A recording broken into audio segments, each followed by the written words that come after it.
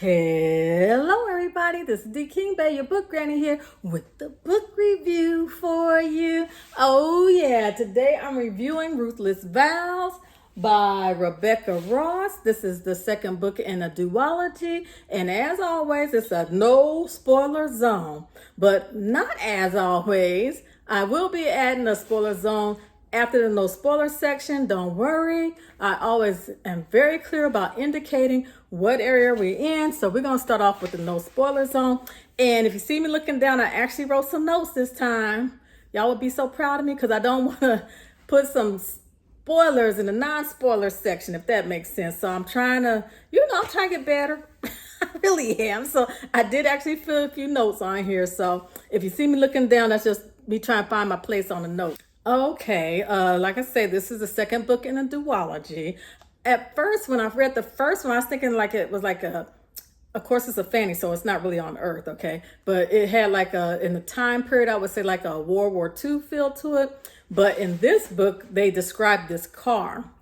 And it felt more like a car from the 1920s or so. So if you want to compare the time of like technology of what people had, I'd say it's more like what we had in like the 1920s. Okay, so I kind of made it a little bit earlier in the timeline, but hey, the technology was pretty much the same between the 20s and World War II anyway. But just to let you know that, because that car sounded like it was like more of a 1920s car. Not that I'm an expert on cars, but what they describe, I'm like, oh, I've seen something like that before. So me being me, of course I go to the good old internet like, there it is. It's like 1920s. So that's how I came up with the 1920s. Okay, so let's talk about the first book first, real quick like. And this is the review for the second one, but to get us going, if you have not read the first book, please go away. We love you. But go away because there will be spoilers in it. Because in order to tell you about the second book, it's going to be spoilers from the first book. So if you haven't read the first book, what's the first book name? Divine Rivals. It's nice seeing y'all. Catch you later. Don't forget to read our book, our group book. And if you got a book that you want to add to the group discussion, put it down in the discussion section. Okay, so now let's talk about the second book. In the second book, it takes place like 2 weeks after the first book. Okay, so by the end of the first book, they think Roman might be dead, but we're not sure. Her brother, she had found her brother, and actually she had thought her brother, they were in this little in the battle. The city had been attacked that they were in, and she thought her brother was Roman, so she went to him. And nope, it ended up being her brother. So they went back home, and this is the second book. It's 2 weeks later. So she's home with her brother and trying to get back to a normal life. And remember, she got married in that first book to Roman. So while they're over there, she doesn't believe Roman's dead. Okay, and she found out with her brother, his name was Forrest, that he had been injured. And Descartes, that's the name of the god. There are two main gods that are fighting us, Descartes and Inva. I'm just bringing back your memory. And Descartes had saved her brother. What he does is he saves these troops that are dying. He's a healer. He's a god that's a healer. And he brings them back alive enough, but it wipes their memory. He takes their memory from them. And then they're in beholden to him because he saved my life. You know what I'm saying? As long as they don't have their memories, they're tied to him because they don't remember. They think, oh yeah, of course I'm with him. He saved my life, right? So that's how that works out. So anyway, her brother's back with her. And he doesn't want her to go back. He's just gotten her back. And he's like, look, if your dude's alive, it might have happened to him what happened to me. And he's not going to remember you anyway. But of course, she's still going to go out there and find Roman. That's her plan. Makes sense. She's in love with him. That's her husband. So she sets out, she gets another assignment. Her and Addie head out there again. And then they go find Roman. Of course, Roman's around because he's still in the book, right? I mean, it's literally on the picture. So anyway, he goes ahead and they, everything happens and they're trying to, find each other and stop this war basically. So that is it for the recap of what happens. That's the no spoiler synopsis of what happens. Okay, so let's talk about the likes, dislikes, and all that sort of stuff. The pacing was good on this book. I like the pacing, boop, boop, boop, boop, all the way to the end. I don't know what's wrong with Rebecca Ross and her endings, but the first book, she kind of ended in an awkward spot. I mean, it was just weird, you know what I'm saying? And then this one, after the climax of the book, sometimes there's a little wrap up you got to do. This time it's like she didn't want to wrap it up. I'm like, okay, you can wrap this up now. It's already happened. Let's go on and wrap that up. It was like she didn't want to let it go this time. I don't know what happened, but it was just odd. It was like she didn't want to let it go. That's the best way I can explain it. The world building was really good.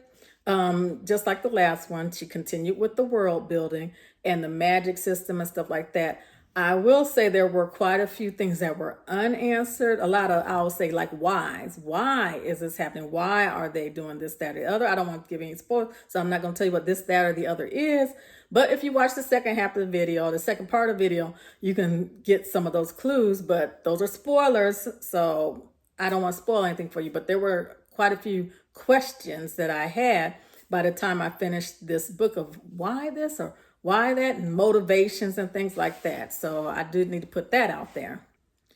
She actually put some additional characters. And now the card was introduced, you know who he was from the first book, but in the second book, you get to know him more. And I actually kind of liked him as a character. He was a little Lulu, but I kind of liked him as a character. You know what I'm saying? I always like it when you get to see things from the villain's point of view. Any kind of book that does that, I'm going to be happy.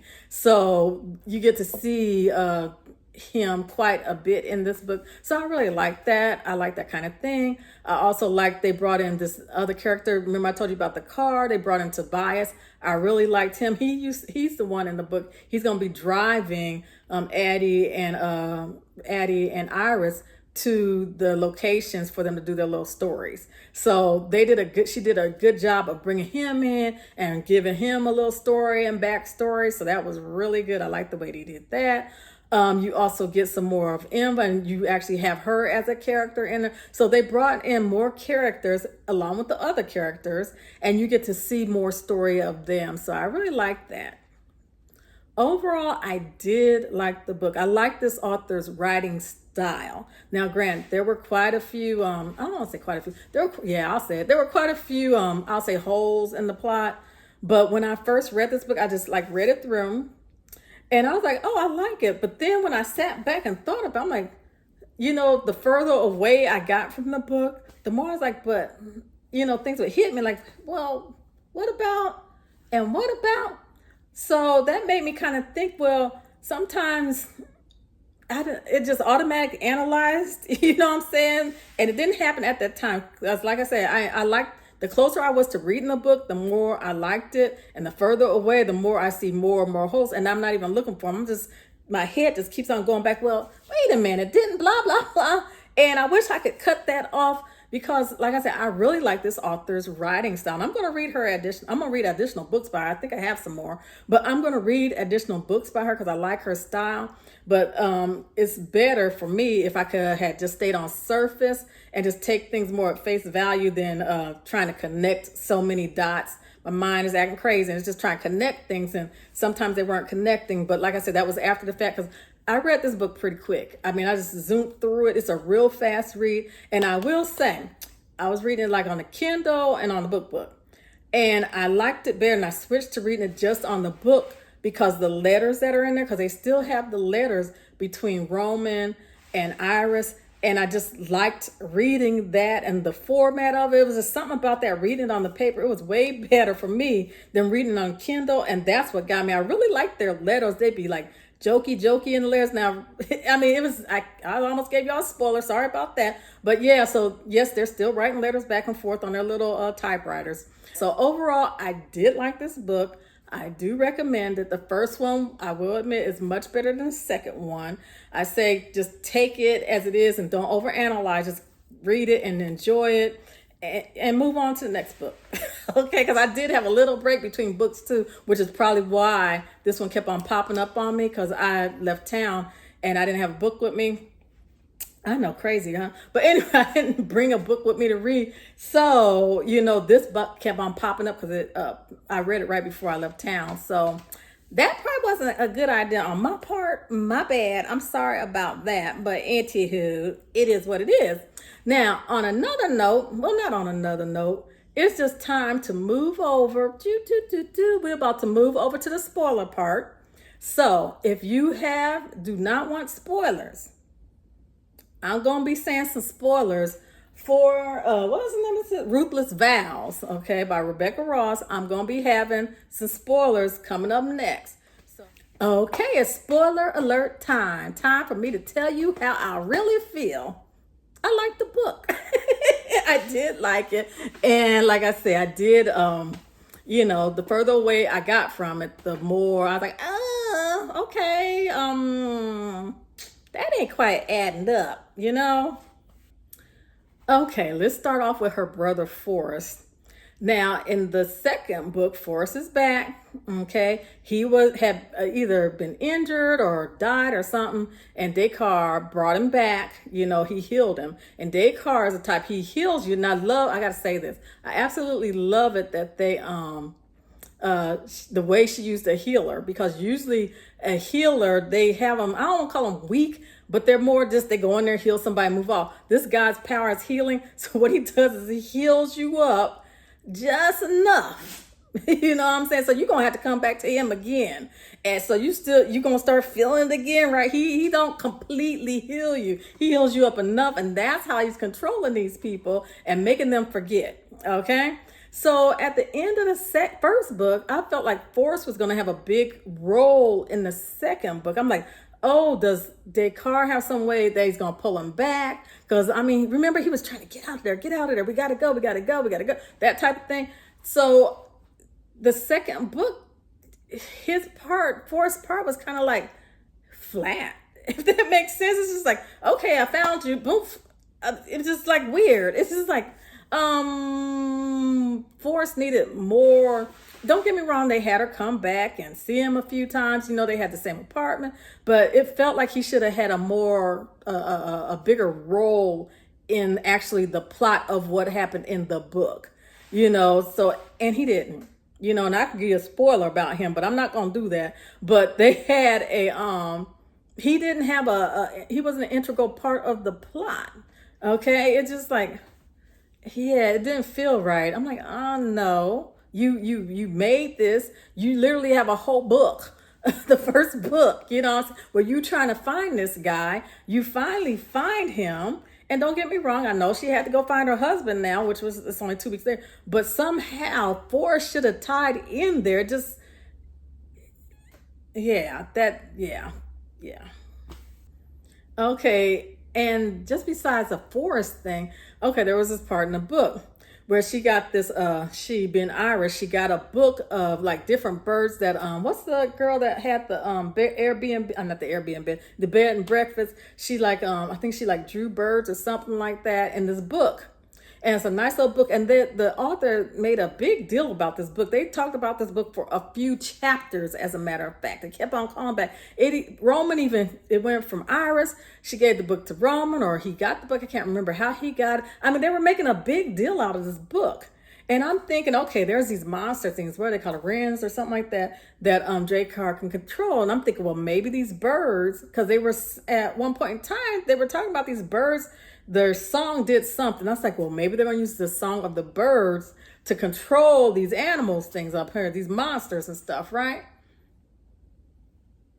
They literally made all this to do about nothing, because they took that book and threw it out like that. It was just, it's like, if you're going to call attention to something, use it. It's just like, okay, that was different. Okay, so when she returns back, it's been 2 weeks, right? More than 2 weeks since she left, because she was out of town with the city and all that sort of stuff. So after she gets back, there's this, like, I'm going to call them a secret society, have pretty much, I'm not going to say they took over the city, but they pretty much have taken over the city. They set up, like, you got to be in curfews at night and stuff like that. I'm like, where the heck did these folks pop up from, and who are they? They just poof. It just did. I'm like, huh? It was just they just popped up. This a whole society. It wasn't some little thing. And it's not like the war's been going on like 7 months or something like that. These folks on Descartes' side, there are actually spies on there. Spies on his side for Ember side, or for this City of O side, we just say whatever, anything like that. But they're against Dakar. 7 months. You get where I'm going? This war's been going on 7 months. So do you know how hard it is to embed somebody in someone else's camp and get them up to the top? You get where I'm going at here? I'm like, yeah, see, this is why I'm saying don't ask too many questions. Because if I'm correct, the war is like 7 months old, maybe a year at the most. But even then, that's not very long. So, yeah, that wasn't adding up. So, yeah, I was like, oh, we're in trouble. And like I said, as I was reading it quickly, these things were popping in my head, but I just keep on going, and I just keep on going because, like I said, I enjoy this author's writing style, and I'm like, I like her style. I like it's a good little flow and everything. I really do like it. So I don't want y'all to think I'm poo-pooing on this book, because I still enjoyed the book, even with the issues in it. I still enjoyed the book. So let's talk about those wives. Okay, we have Dakar, we have Ember, and there are other guys too. Okay, all the guys were asleep and stuff like that, right? So I was like, Dakar seemed like he was obsessed with Ember because that's his wife. But then I was like, well, maybe he just wants to kill Ember, because if he kills her, then he gets like her abilities. He absorbs her abilities. So Ember had killed the other guys and absorbed their energy. So she's powerful. She's got all these gods' powers. And there's only Dakar. It's all of them basically against him, a healer. She had all these amazing abilities, but she can't stop him.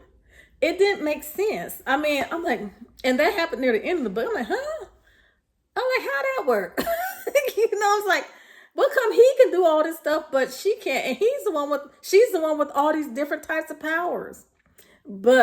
And if I remember correctly, like when she takes on the other's powers, it kind of dims her own powers. But still, you got a whole lot of powers now instead of just one, right? So that it wasn't quite adding up. And I'm like, why? Why is he, if he's trying to find Ember, why is he a war to find somebody?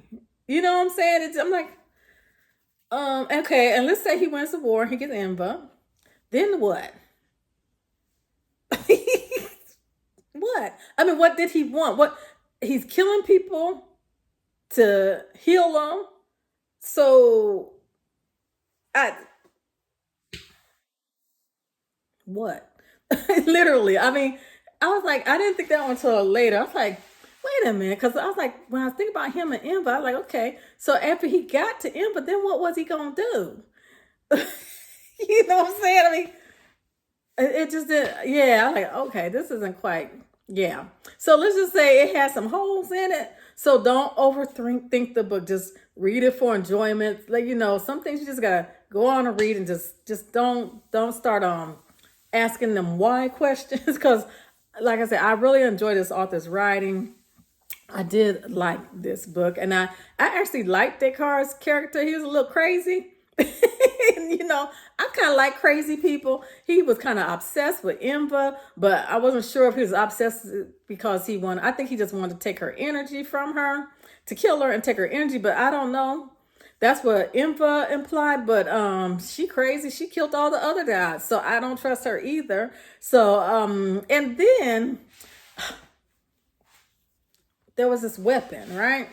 This sword, a sword, like a heavy sword type thing that can kill the gods.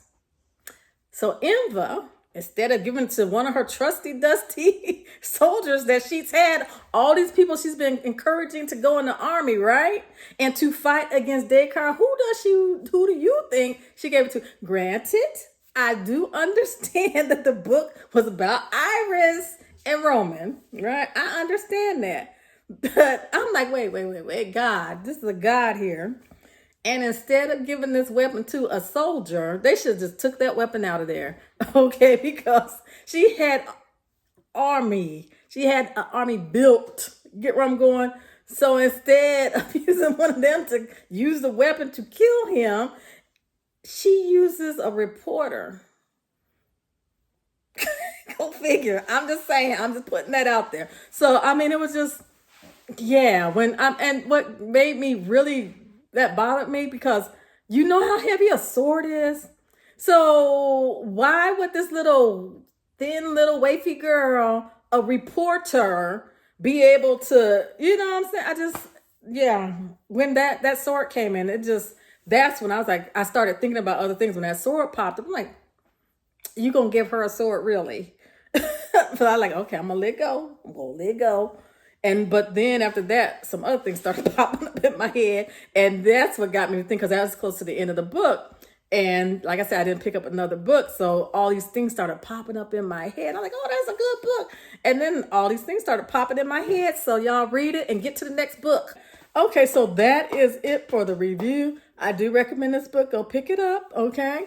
Don't forget, for our group discussion, we are reading Six of Crows. So I'm 2 chapters in, and I like it so far. So far, I like it. I will say that we are currently discussing the principal moments. So go on, if you've read it, go on and hop on over there. It's currently July 2024, and we won't be discussing this until like September at the earliest, September 2024. And if you are reading Principal Moments, or you're going to read it later, go ahead and read it. You can still join the conversation at any time. That's one of the great things about this being on the internet. If you've already read this title, Ruthless Vows and Divine Rivals, feel free to comment. Just make sure you put spoiler first and then comment so you don't spoil it for someone else. So come on, let's bring them comments on. If y'all have read it, we can discuss this book also. We don't have to wait until our group read. Okay, that's all I'm trying to say. So that is it. You guys have a great day. Bye-bye.